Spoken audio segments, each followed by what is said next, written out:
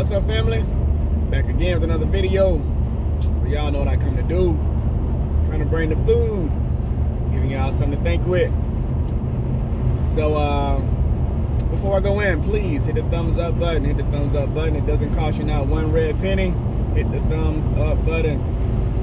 All right, now let me go in. I just want to drop a news nugget. And the other day, I was talking to an older guy, and from a different race. And he said, man, we gotta vote these idiots out of office that get in there and don't keep their words and don't do what we ask.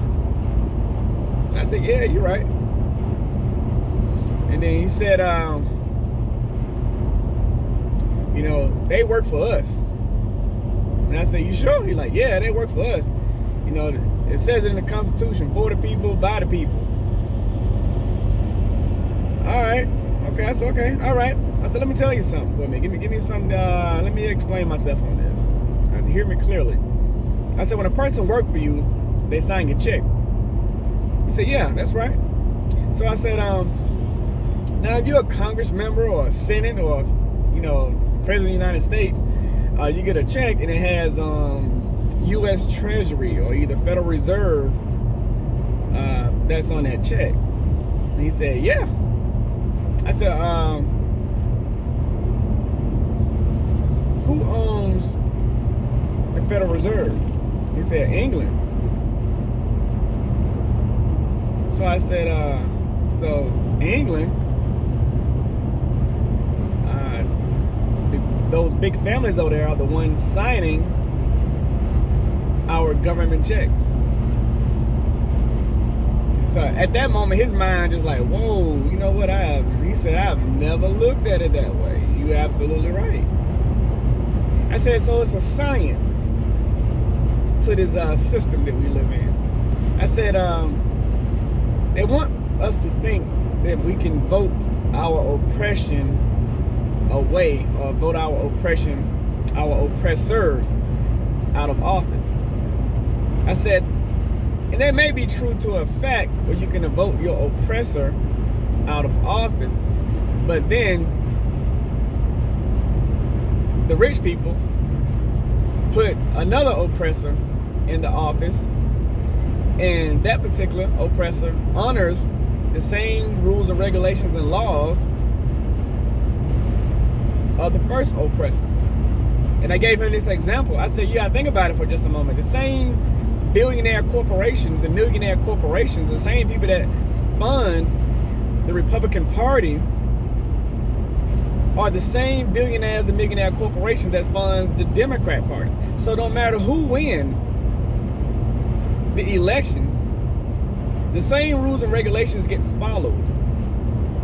I said, yes, they might tweak a rule here and tweak a law there, but it doesn't affect the growing or the advancement lifestyle of the massive people.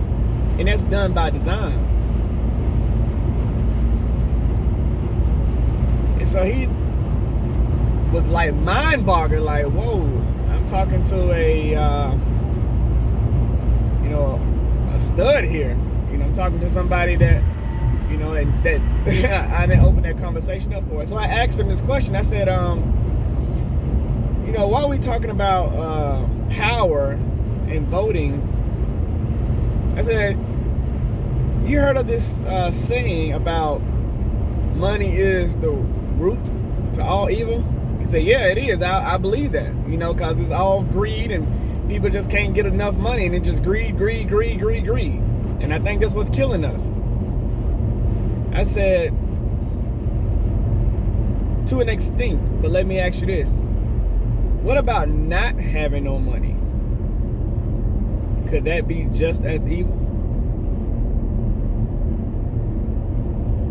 And he said, yes, you know what?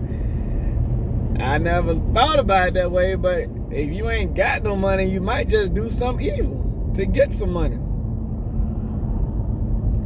So I say, you know, it's different ways to look at life on different scales and different point of view. The first thing you have to do is look, what is the solutions, and what is causing the issues, what is causing the problems. Once you find out what is causing the issues, what is causing the problems, I said, then you can kind of attack the core to come up with a solution on how to fix these problems. But until you get to the root causes, you're just going to have a whole lot of symptoms like racism, uneducation, or should I say uneducated, underfunded, environmental racism, where they put the smelly areas, they build these smelly plants or these giant sewage department that really stinks, and they only on a certain side of town. When these companies are doing a whole lot of heavy air pollution, they're on a certain side of town. And I said, these things come about through the fundings in the direction of where the money goes. And the states are getting federal fundings, but those state legislations, or the state government, whichever word you would like to use, they direct where the money goes in the state. This percentage goes to the school, this percentage goes to mental health, this percentage goes to the police department, this percentage goes to the waters and sewer department, this percentage goes to agriculture, this percentage go on drug pharmaceutical company, this percentage go on whatever, on building a new building, on building a new jail. So they apply money to certain areas on whatever areas they see fit. And if you got someone in office that is biased, they're going to put money where they want to put money at. It's not going to be a vote on where the money should go. They're going to put it on how they see it fit.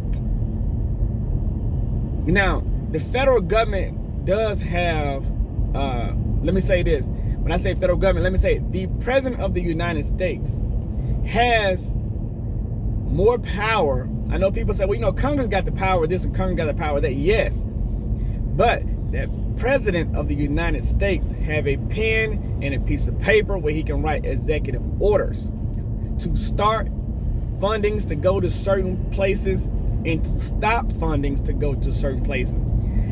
He can actually write executive orders to hold back fundings, to starve certain departments out, to make certain departments get into rules and regulations that he wants them to get involved in.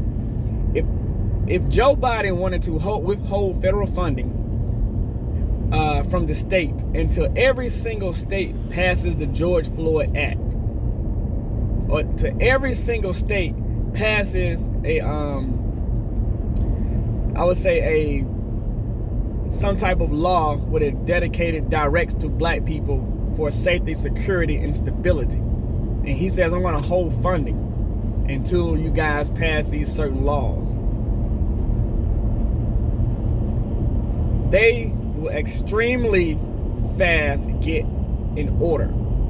See, they have that power, but see, this is the thing, like I just said before.